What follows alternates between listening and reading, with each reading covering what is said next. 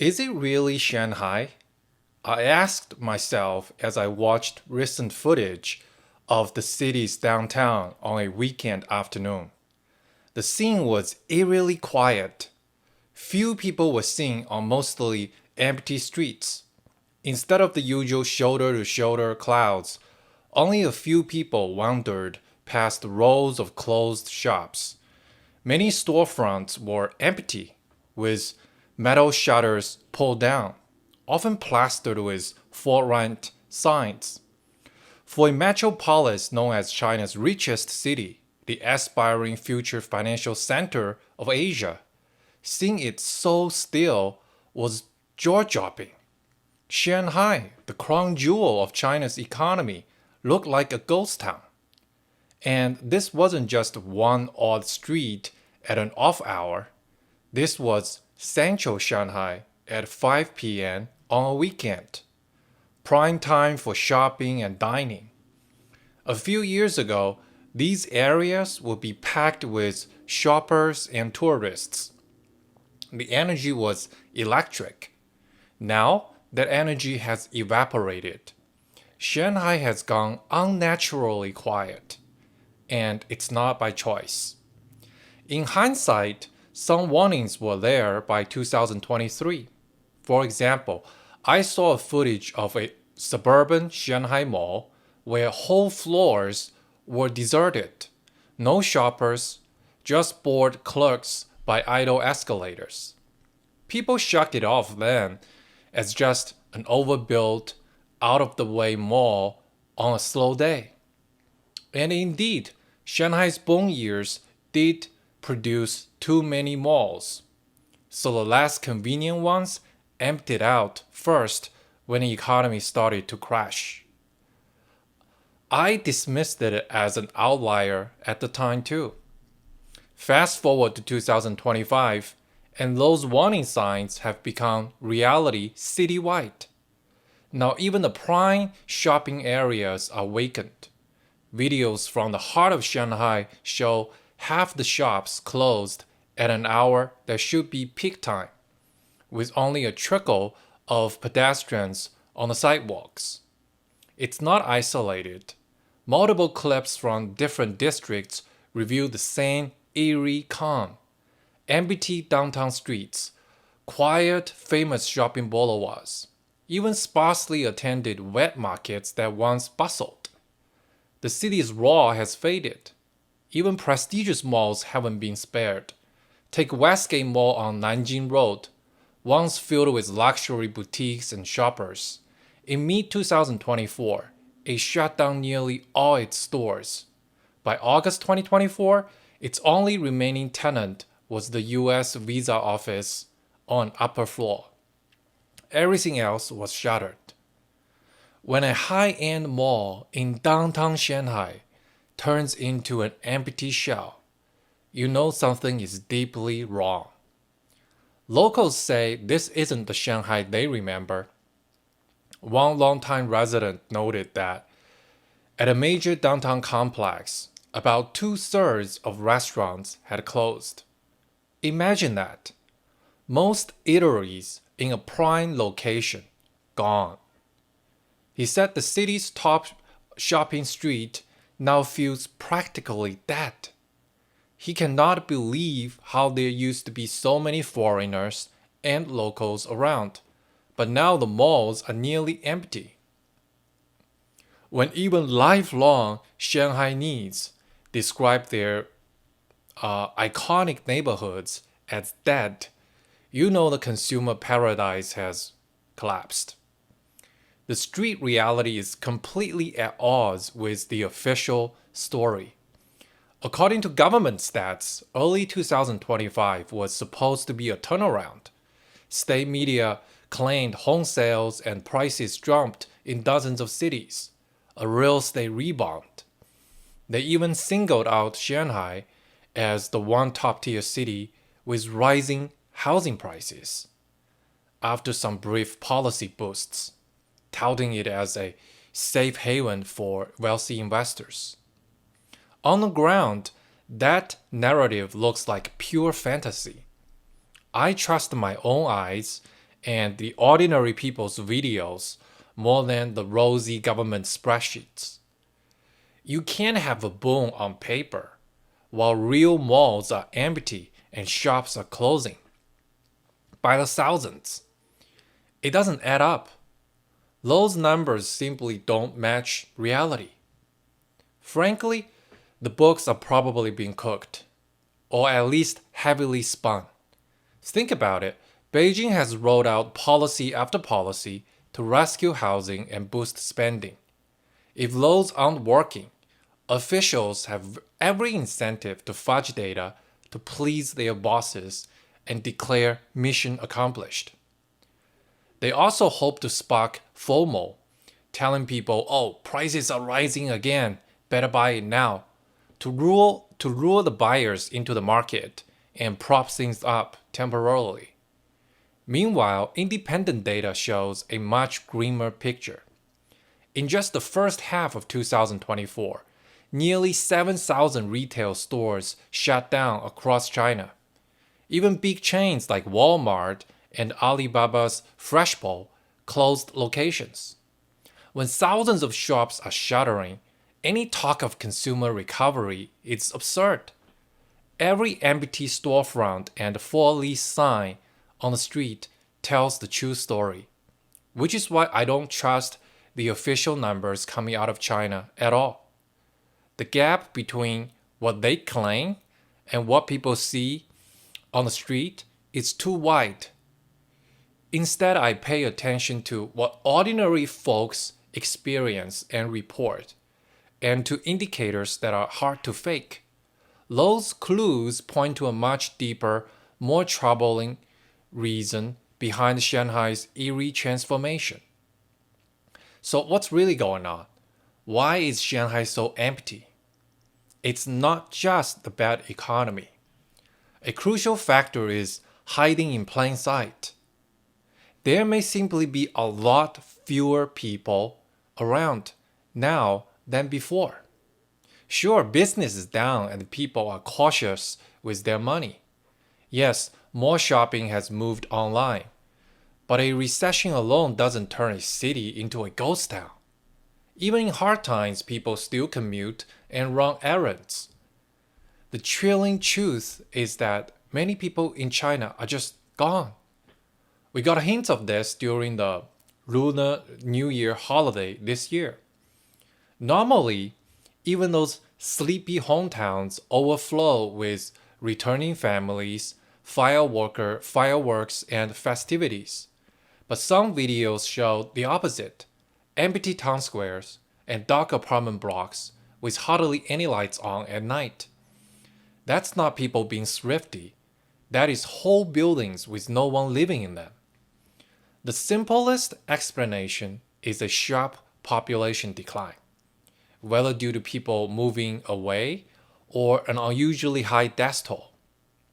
Officially, China's population dipped slightly in 2022, the first drop in over 60 years. I suspect the real drop is much larger. Consider the funeral industry. By 2023, China had roughly 4,600 funeral service providers, about 15% more than a decade earlier, while the official population grew only around 3%. Why build so many more funeral homes if the population barely increased? The logical answer is that far more people are dying while births have collapsed, creating demand for those services. China's birth rate had plummeted to record lows. Combine that baby bust with what was likely a large number of uncounted COVID-related deaths, especially during the late 2022 outbreak, plus some young folks like me emigrating abroad, and you have a recipe for a dramatic population decline. How dramatic? We don't know exactly. The true figures are state secrets, closely guarded. But some analysts estimate China's population may have dropped by tens of millions in the last couple of years. Even if we lack a precise number, it is clearly far beyond the slight dip officials acknowledge. This is a genuine demographic implosion. That reality casts a long shadow over everything else. Suddenly, Shanghai's empty streets make perfect sense. It is not just that people are staying home, being broke and thrifty. The truth is, there are simply fewer people around, period. The workforce is smaller, the pool of shoppers is smaller, and even the social buzz is turning quiet because there aren't as many folks out and about. Walk through Shanghai now, or ask your friends in Shanghai. You see the reality. The city is emptier because it literally has far fewer people than it did just a few years ago. So China is facing an unprecedented double whammy, a one-two punch. On one hand, a sharp economic downturn. On the other, a population collapse. We haven't seen anything like this for a major country in peacetime. Even the Great Depression in the 1930s, as devastating as it was, didn't come with population loss. The US population actually grew slightly in that decade, which helped the eventual recovery. The 2008 financial crisis hurt economies but didn't cause populations to implode. China now faces both a severe economic slump and a shrinking population at the same time, a combination more akin to what happens after a major war or plague.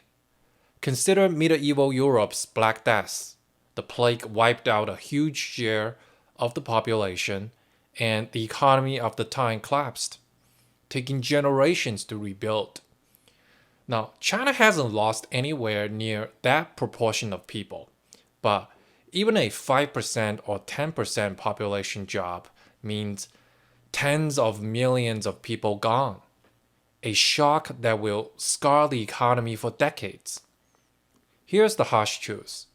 A country can rebound from a financial crash in a few years, but recovering from a demographic crash is far harder. You can print money, but you can't print people, right?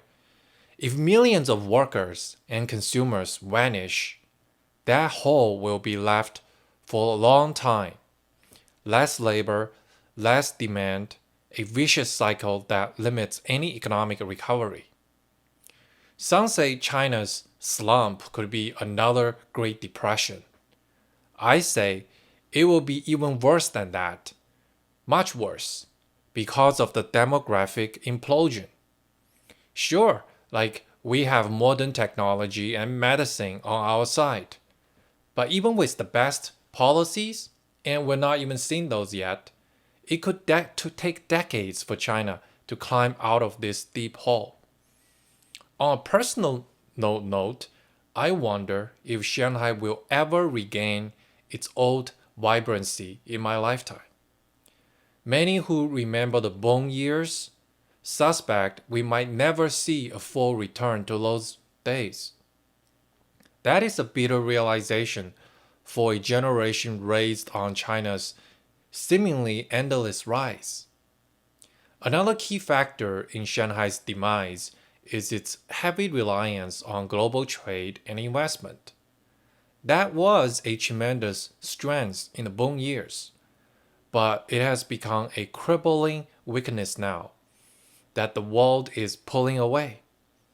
In recent years, globalization has gone into reverse for China. From the US-China trade war to Western companies moving supply chains elsewhere to avoid over-reliance on China, foreign investors have called on China, and many expats left after the draconian COVID lockdowns eroded their trust. The international pipeline of business and capital that Shanghai relied on is drying up. As a result, factories around Shanghai are getting fewer orders or shutting down. Exports are dropping. And now, New foreign investment has largely stalled. Even Shanghai's financial sector feels the pinch as the global capital flows out rather than in. The city's golden role as China's gateway to the world is being choked off. All the infrastructure built for the old boom now sits underused. Factories are quiet, port volumes are down, and many stores that once catered to tourists or expats have closed. Unemployment is rising, especially among skilled workers who thrived during the export boom. Meanwhile, Shanghai is also losing its top talent and capital. Many wealthy Chinese are moving with their money and families abroad if they can. And a lot of foreign professionals have packed up and left too. The rich are voting with their own feet. A city that once drew in China's brightest minds and biggest fortunes is now watching them depart, taking their money and know how with them. This reversal only deepens the economic gloom hanging over Shanghai. Now, Shanghai did hold up longer than many other cities. Newer born towns like Shenzhen, full of migrants with shallow loots, saw people leave as soon as jobs disappeared. But Shanghai's population is more deeply rooted and its economy more diverse, which gave it some cushion at first. In fact, early in the downturn, Shanghai probably even attracted job seekers from weaker, less wealthy regions, as big cities often do initially. Now, even Shanghai has hit the wall. Job opportunities have dried up, and the cost of living is still high. Those who came looking for work are giving up and leaving, and even some long-time locals are relocating to cheaper areas or back to their old hometowns. The empty streets and dark apartments are evidence of a net outflow of people. The city that used to draw talent from all over can no longer hold even its own. It's a very sad reversal. Shanghai was the ultimate land of opportunity, right? If you can make it in Shanghai, you can make it anywhere, as the saying goes in China. Now, even making it in Shanghai doesn't guarantee a stable life. And if Shanghai cannot offer hope, where in China can?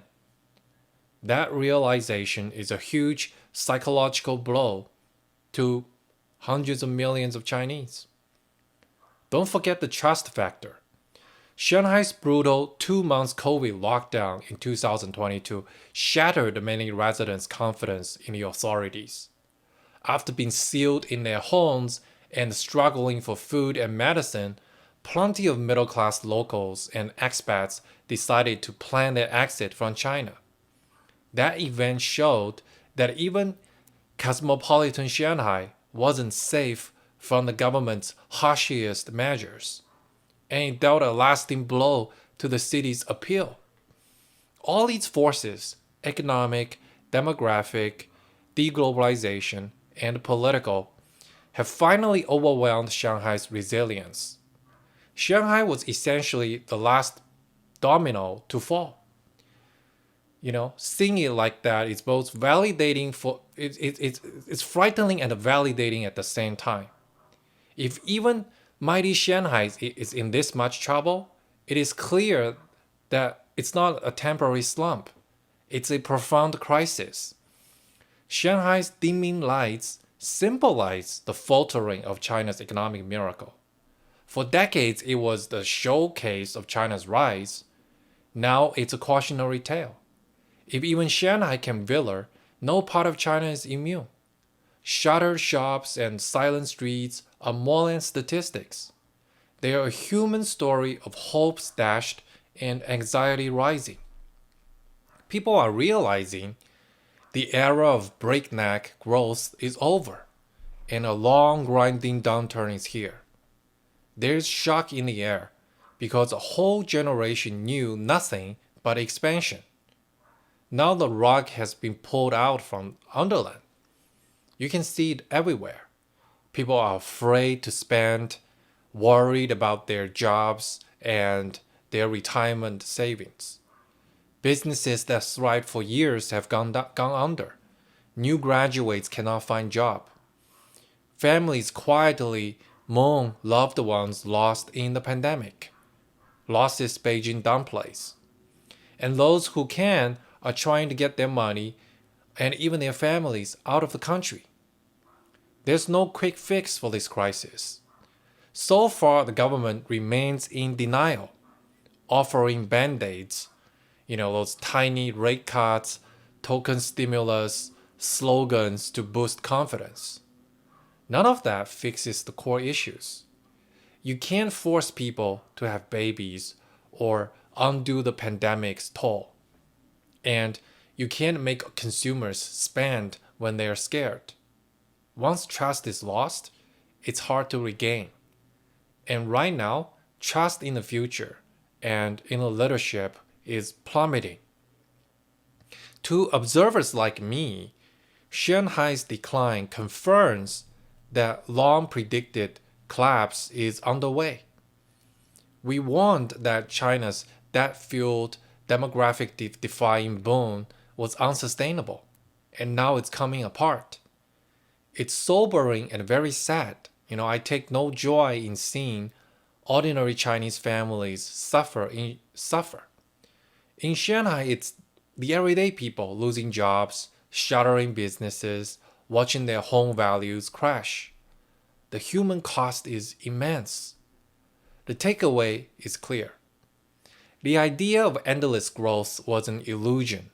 No economy can defy gravity forever, especially not with self-inflicted wounds and an aging population. Demographics are destiny, and China's destiny now looks far darker than it did a decade ago. Propaganda and rosy stats can mask problems for a while, but eventually reality breaks through. In this case, as empty malls and deserted streets that no official GDP report can hide. That reality is now impossible to ignore in Shanghai. Shanghai's story is also a warning to the world. Many believed Beijing could always manage any crisis, that an authoritarian system could paper over cracks indefinitely. But as we can see, when fundamental forces turn negative, even a powerful government cannot simply command prosperity into existence. They can impose lockdowns and censorship, but they can't order people to spend money they don't have, or to have kids they don't want, or to feel confident when everything around them signals trouble. In a way, Shanghai's fading fortunes mark the twilight of an era. The decades of China's meteoric rise are ending. What lies ahead is uncharted territory. Probably a long stagnation, far worse than Japan's lost decades. Or maybe something more turbulent if public frustration boils over. One thing is certain, the facade has cracked, and unless dramatic changes are made, the future looks bleak. I keep thinking of an image, a twilight view of a once bustling Shanghai street, neon billboards flickering above while a lone couple walks past shuttered shops. It's haunting. Shanghai hasn't fallen with a crash. It's simply fallen silent. And sometimes the loudest alarm is silence. That silence is telling us that China's great reckoning has begun. Shanghai's silence is a warning that we must heed. The Shanghai we knew is fading into memory, replaced by a harsh new reality for China. So brace yourselves. The long winter has begun.